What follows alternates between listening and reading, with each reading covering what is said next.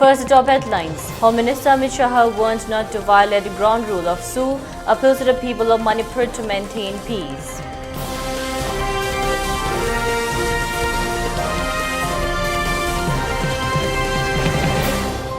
Union Minister Amit Shah left Imphal for Delhi after 3 days visit in Manipur.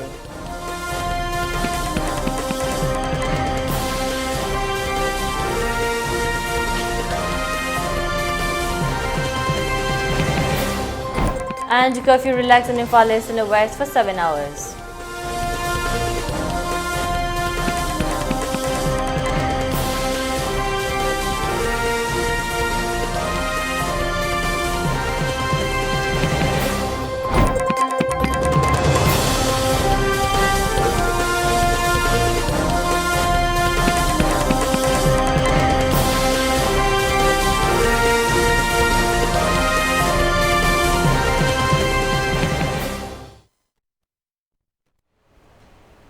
Hello, welcome to ELITETV, your English news bulletin. I'm your host, Deemita.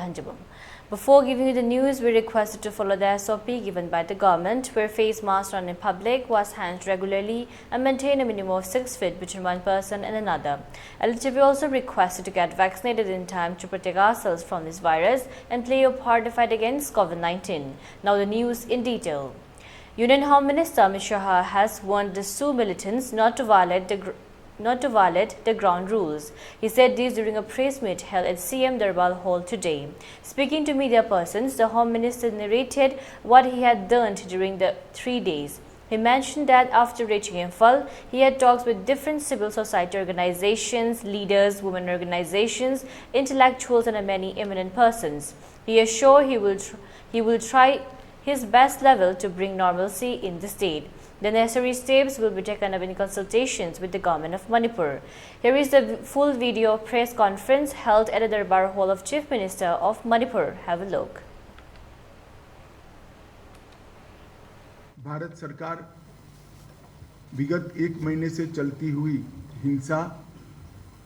हिंसा होने के कारण और हिंसा में किसकी जिम्मेदारी है, इस सभी की जांच के लिए हाई कोर्ट के चीफ जस्टिस स्तर के रिटायर्ड न्यायाधीश का न्यायिक आयोग गठित कर जांच करेगा और ये जांच भारत सरकार की ओर से कराई जाएगी। भारत सरकार मणिपुर के गवर्नर साहिबा की अध्यक्षता में एक शांति समिति का गठन करेगी, जिसमें सभी का समावेश होगा। उद्योगपति भी होंगे, खिलाड़ी भी होंगे, राजनीतिक दलों के प्रतिनिधि भी होंगे, चुने हुए प्रतिनिधि भी होंगे और अलग अलग सिविल सोसाइटी ऑर्गेनाइजेशन के प्रतिनिधि भी सभी प्रकार के होंगे। मणिपुर में अभी ढेर सारी एजेंसियां सुरक्षा की दृष्टि से काम कर रही है। उनके बीच में बेहतर समन्वय के लिए एडवाइजर श्री कुलदीप सिंह जी, जो कि रिटायर्ड डीजी सीआरपीएफ हैं, उनकी अध्यक्षता में इंटर एजेंसी यूनिफाइड कमांड की व्यवस्था आज से ही हम रचना में लाएंगे, जो सभी एजेंसियों के बेटर कोऑर्डिनेशन के लिए, पक्षपात विहीन कोऑर्डिनेशन के लिए इनकी अध्यक्षता में काम होगा। जितने भी केस रजिस्टर किए गए हैं, इसमें से 5 केस चयनित किए गए हैं और 1 केस इन जनरल कॉन्स्पिरेसी का रजिस्टर्ड कर ये 6 केसों की जांच सीबीआई का विशेष दल करेगा, जो भारत सरकार के तत्वाधान में किया जाएगा। और मैं सभी मणिपुर वासियों को विश्वास दिलाना चाहता हूं, किसी भी पक्षपात और भेदभाव के बगैर हिंसा के मूल तक जाकर आने वाले समय में कभी हिंसा न हो, इस प्रकार की एक न्यूट्रल जांच और दोषियों को दंडित करने की कार्यवाही की जाएगी। एक रिलीफ एंड रिहेबिलिटेशन पैकेज को भी तैयार किया गया है। जितने भी लोगों का जान गया है वो सभी को 5 लाख रुपया मणिपुर सरकार की ओर से और 5 लाख रुपया भारत सरकार की ओर से 10 लाख रुपया दिया जाएगा। ये राशि डीबीटी के माध्यम से उनके परिवारजनों के सीधे बैंक अकाउंट में ट्रांसफर की जाएगी। जो इंजर्ड हुए हैं उन इजाग्रस्तों के लिए, जिनकी प्रॉपर्टी का नुकसान हुआ है, उन लोगों के लिए भी एक रिलीफ एंड रिहेबिलिटेशन पैकेज तय कर लिया गया है, जिसकी डिटेल घोषणा कल भारत सरकार के गृह मंत्रालय से हम करेंगे। मणिपुर की जनता को चीज वस्तुओं की कमी न हो, इसके लिए 30,000 मैट्रिक टन नियत कोटा से एक्स्ट्रा चावल भारत सरकार ने यहां पर भेजा है। वो चावल 15,000 मैट्रिक टन के 2 महीने तक 15,000 मैट्रिक टन भेजा जाएगा। गैस, पेट्रोल और सब्जियों की भी आपूर्ति की व्यवस्था कर दी गई है। सारी चीज़ें ऑन वे हैं और उनके वितरण के लिए सस्ता अनाज की जो दुकान है, इसके अलावे एक अलग से कैंप खोला जाएगा, जहां उनके इलेक्ट्रॉनिक राशन कार्ड से भी अनाज मिलेगा और जिनको परचेस कर चाहिए उसको भी मिलेगा। वहाँ से सब्जियां भी बांटी जाएगी, दवाइयाँ भी बेची जाएगी और पेट्रोल पंप कुछ चयनित कर दिए गए हैं, लगभग 15 पेट्रोल पंप जो दिन रात खुले रहेंगे, जिससे पेट्रोल की किल्लत यहाँ पर हो न सके। आवाजाही में आप सभी जानते हैं थोड़ी दिक्कत है, इसलिए खोनसेंग रेलवे स्टेशन अभी पूरा नहीं बना है, मगर लाइन तैयार हो गई है। तो हमने टेम्पररी प्लेटफॉर्म बनाने का निर्णय किया है, जो एक ही सप्ताह में बन जाएगा। तो रेल से भारत के बाकी हिस्सों से मणिपुर की आपूर्ति करने के लिए ये बहुत बड़ी सुविधा होगी। युद्ध स्तर पर ये प्लेटफॉर्म बनाने की कार्यवाही कल से ही शुरू हो गई है। मैं आशा करता हूं कि 4-5 दिन के अंदर ही हम रेल के माध्यम से यहाँ आपूर्ति शुरू कर देंगे। तो रेल जब आना शुरू होगी तो चीज़ों की कमी में बहुत सुधार हो जाएगा। दोनों ओर लोग शिफ्ट हो गए, इसके कारण मेडिकल डॉक्टर की भी असुविधा विशेषकर कुकी भाइयों के क्षेत्र में हुई है। भारत सरकार ने 8 टीमें, जिसमें 20 डबल ग्रेजुएट डॉक्टर होंगे, वो डॉक्टरों के साथ उनकी टीमें भी होंगी। वो टीमें वहाँ से रवाना हो चुकी है। 3 टीम पहुँच चुकी है और 5 टीम आज शाम तक यहाँ रिपोर्ट कर देगी, जो मोरे, चूड़ाचांदपुर और कोमकोकी के एरिया में क्षेत्रों में मेडिकल सुविधाओं का काम करेगी। और बाद में इम्फाल में भी अगर ये क्राइसिस होती है तो असम सरकार के डॉक्टर लाने की भी हमने व्यवस्था की है। कॉम्पिटिटिव एग्जाम और शिक्षा में मणिपुर के विद्यार्थियों को कोई व्यवधान न हो, इसलिए भारत सरकार के शिक्षा विभाग के उच्च अधिकारी आज यहाँ पहुँच चुके हैं। उनका और मणिपुर के शिक्षा विभाग के अधिकारियों का मीटिंग होने के बाद एक कॉन्क्रीट प्लान, जिससे कि बच्चों की पढ़ाई लिखाई बाधित न हो, उसको हम बनाएंगे, जिसमें ऑनलाइन एजुकेशन, ऑनलाइन एग्जामिनेशन और डिस्टेंस टीचिंग की भी व्यवस्था की जाएगी। ये सारी व्यवस्था को हम 2 दिन के अंदर एक फाइनल स्वरूप दे देंगे, जिससे बच्चों की शिक्षा में और एग्जामिनेशन में किसी भी प्रकार का व्यवधान न हो। कोर्ट में मणिपुर के कुछ हिस्सों से आने में तकलीफ है, हम हाई कोर्ट के साथ चर्चा कर रहे हैं। 3 जगह पे वर्चुअल माध्यम से अपीयर हो सके, इस प्रकार की व्यवस्था की है, करने जा रहे हैं हम।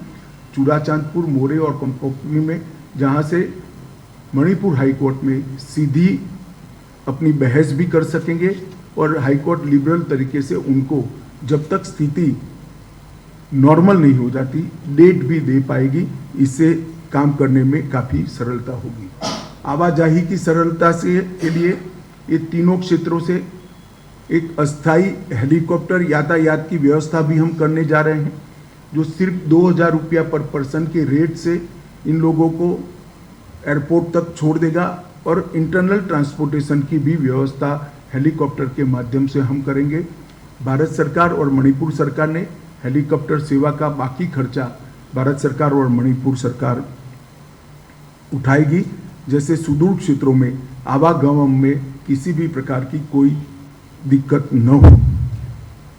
ये सभी प्रकार की व्यवस्था सुचारू रूप से चले, इसलिए एक जॉइंट सेक्रेटरी स्तर के गृह विभाग के अधिकारी मणिपुर में उपस्थित रहेंगे और 5 डायरेक्टर स्तर के अधिकारी भारत सरकार के अलग अलग मंत्रालय के यहाँ पर उपस्थित रहेंगे।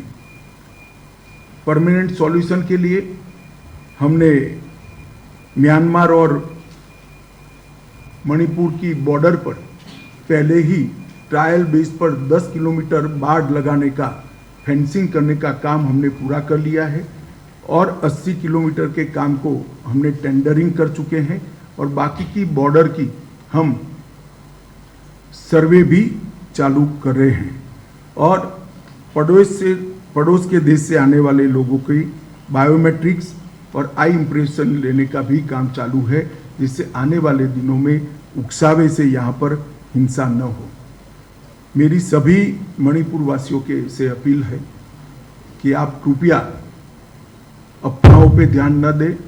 अफवाहों के निरसन के लिए यहाँ पर कुछ टोल फ्री नंबर बनाए गए हैं, इधर और साइड से शांति बनाए रखें।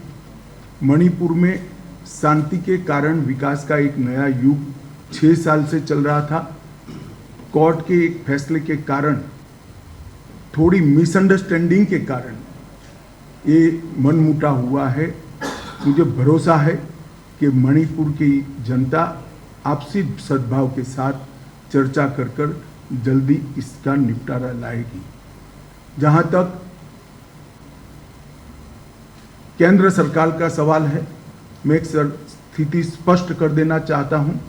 मैं सू ग्रुप वालों को भी एक कठोर संदेश देना चाहता हूं कि सू एग्रीमेंट का किसी भी प्रकार का वायोलेशन, किसी भी प्रकार का विचलन बहुत सख्ती से साथ लिया जाएगा और वो समझौते के भंग के रूप में लिया जाएगा। तो कृपया समझौते की सभी शर्तों का कठोरता से आप पालन करिए। आज से हम इसको बहुत स्ट्रिक्टली मॉनिटर करेंगे और जिन लोगों के पास हथियार हैं उनसे भी मैं अपील करना चाहता हूं कि अपने अपने हथियार पुलिस के सामने सरेंडर कर दें। कल से पुलिस कॉम्बिंग ऑपरेशन करेगी और कॉम्बिंग ऑपरेशन करने के बाद जिनके पास से हथियार मिलेंगे उन पर कठोर न्यायिक धाराएं लगाई जाएंगी। तो मेरा सभी से अपील है कि जिनके पास हथियार हैं वो सभी लोग पुलिस के सामने अपने हथियारों को सरेंडर कर दें। मैं सभी सिविल सोसाइटी ऑर्गेनाइजेशन से भी निवेदन करना चाहता हूं कि अफवाहों पर ध्यान न दें। समय शांति बनाने का है, समाज के अंदर सद्भावना बढ़ाने का है और जिस काम के लिए आप लोगों ने ऑर्गेनाइजेशन बनाया है, मैं मानता हूं वो काम यही है। तो आप लोग कृपया दोनों साइड से शांति बनाने का, चर्चा का और सद्भाव बढ़ाने का माहौल बनाए, ऐसी मेरी आप सबसे विनती है। धन्यवाद। एक मिनट, मैं समझ गया, मैं हिंदी में बोला इसलिए शायद मेरी बात कम्युनिकेट नहीं हो पाई। अब ध्यान से सुनिएगा। सू मिलिटेंट अगर समझौते की किसी भी प्रकार की शर्त का उल्लंघन करते हैं तो अब उन पर कठोर कार्यवाही होगी, ये मैंने पहले ही स्पष्ट कर दिया। Next. After 3 days visit in Manipur, Union Minister Amit Shah will left Imphal for Delhi. During the press meet, Amit Shah mentioned about the maintaining of peace and tranquility in Manipur to border communities, and he assured many things about bring peace and tranquility in Manipur. He also assured that he will visit in Manipur every month and see the situation of Manipur. But the burning Manipur can be doused by the Amit Shah is a big question. With camera person Hentoiba, this is Zed Ningomba reporting for ELITETV News, Imphal, CM Secretary. Voluntary Help Unit Committee VHUC is helping poor and needy persons whatever they require medicines or blood since 2001. Speaking to media persons, medical in charge of the committee, Rishi Kumar Thongam, said the objective of establishing such committee is help poor and needy persons. Since the inception of the committee, a single aid or help was received from the government. Committee is formed by like-minded group like laborers, student and employment persons. However, he thanked the medical superintendent of the REAMS, Dr. Nepram Sanjeev, for his tremendous help for the committee. On the other hand, any poor and needy person needs help, they may contact the committee anytime, he added.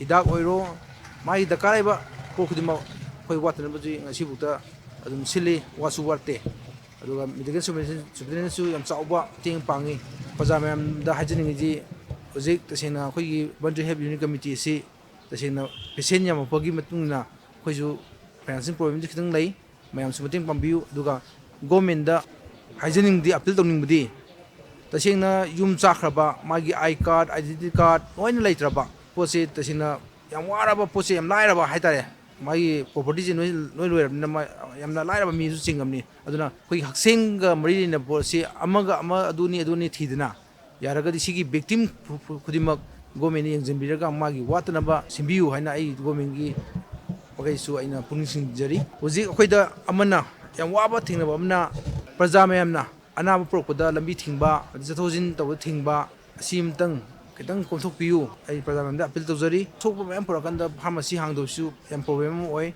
yaragadi rimski maya leiba pharmacy su hangbiu haina ai mayam da appeal tawjari. Curfew has been relaxed in Fales in the west till 11 a.m. today. Markets and the shops were open in border districts.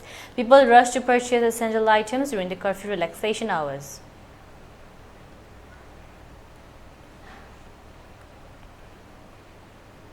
Manipur Chief Minister N. Biren Singh on Wednesday appealed to the people of the state not to cause roadblocks and hindrances on the free movement of security personnel and relief materials. He said people are violating curfew restrictions at several locations. Such roadblocks are increasing the hardships of our already traumatized people in relief scheme, he added.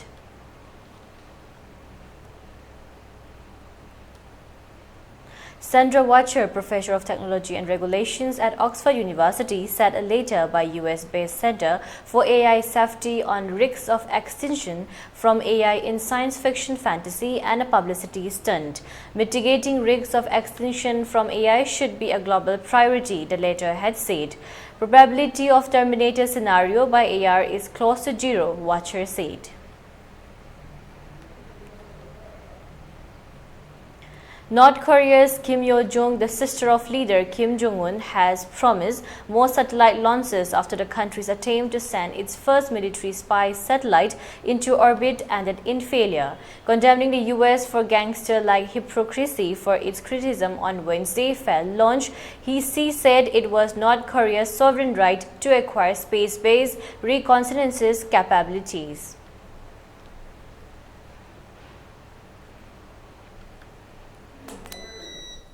And now let's take a short break. Stay tuned for more updates. Babina Diagnostics Manipur da ihan hanba oina ingsok lisingamaga chamapal marifuhumdoi da linkhatki. Masina awang nongpok Bharat da yamna pak chawna miyoi bagi ana layeng da darkar lakpa makhal kayagi changyeng sing pangthoi. Mayamdugi marakta amatang pallabada radiological investigations su mai pak na pangthokli. Wana honajaba miyoi bagi sebani khana angamba thakta laibak thiraba ana ayek nanglaba kayagi mating pangjaba asi sakhang biduna awang nongpokta ihan hanba oina NABL gi accreditation pibirakhi miyam gi pothafam ngainafam testofam report lawfam gi awaba du kokhanduna changfam hangfam pothafam gari parking cafeteria yauna marang kaina leizaraba unit ama oina miyam gi seba tawjari Unit asida thamjariba matamgi darkar oirakpa equipment singdi 1.5 Tesla MRI, 128 slice CT scanner, mammography, DEXA scanner, digital X-ray, loinana, hematology, clinical chemistry, amadi clinical pathology, immunology, microbiology, molecular biology, amasung immunohistochemistry studies ki masing yamlaba automated analyzers. Welcome you all to UNACO College, Kongman, Imphal East, an exclusive co-educational college offering both BA and BAc courses. UNACO College will be affiliated to Manipur University, Kanchipur. First academic session will begin in July 2023. Hurry up! Registrations and admissions open for 2023-24 academic session. Miyamda Kanganjaba UNACO School Chanungda Security Force Lairibasi School Asiga Karimta Mari Lainajade Mapam Sida Security Force Thamba Pamba Pamdaba Haibasi Miyamna Lepiu Miyamgi Warip Aduda Ekoi Saguchay Luinina Atopa UNACO Gi School Singda Security Force Amapauba Laisilak Palate Miyamna Hozik Hauriba Iho Asi Manipur Kannanaba Oibana UNACO Group Su Miyamgi Iho Asida Saruk Yazari Kanghanjariba PRO UNACO School Chanung. Welcome back again. You're watching ELITETV's English News. Elon Musk has claimed the position of the world's wealthiest person with his fortune value at about $192.3 billion, Bloomberg reported. Musk overtook luxury tycoon Bernard Arnault as the richest person after shares of latest LVMH fell 2.6% on Wednesday. Arnault's net worth is now around $186.6 billion as per Bloomberg.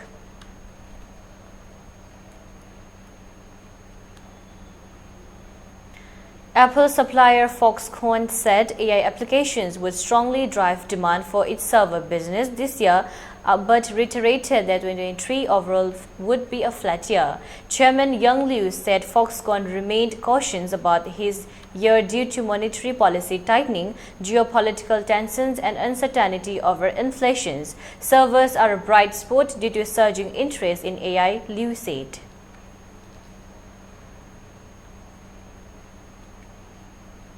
Congress leader Pratap Singh Bajwa on Wednesday said the party will not support the AAP on the centre's ordinance on control of services in Delhi. We are not going to support them at all. We have made it clear-cut that we have no relations with AAP, he said, adding that AAP is BJP's B team.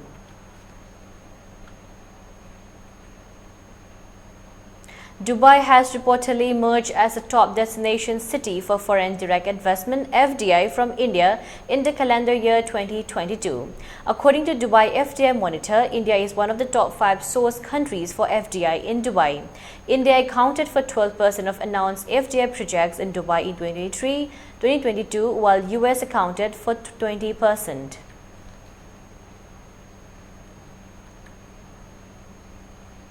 A woman constable of Railway Protection Force (RPF) saved the life of a woman passenger who was trying to board a moving train at Hyderabad's Begumpet station.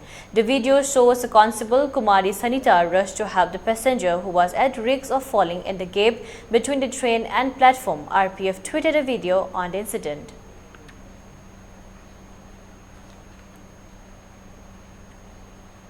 For ELITETV News Channel, connect to the email address info@elitetv.in or 9402890982 and subscribe to ELITETV YouTube channel or follow on Facebook page, Instagram and Twitter for more information about the channel.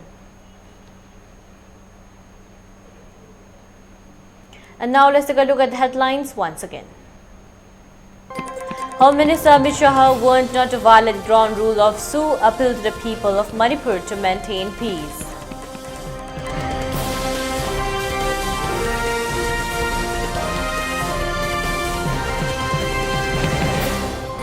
Union Home Minister Amit Shah left Imphal for Delhi after 3 days visit in Manipur.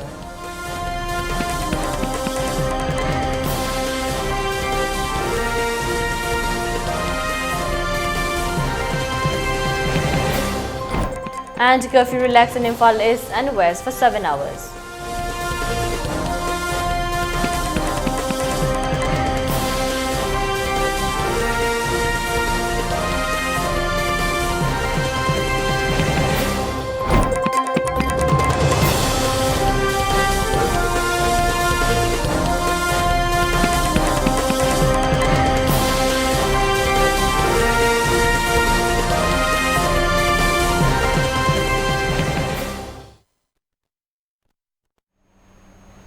And that's all for now. For more updates, keep watching ELITETV English News. Thank you and have a great day.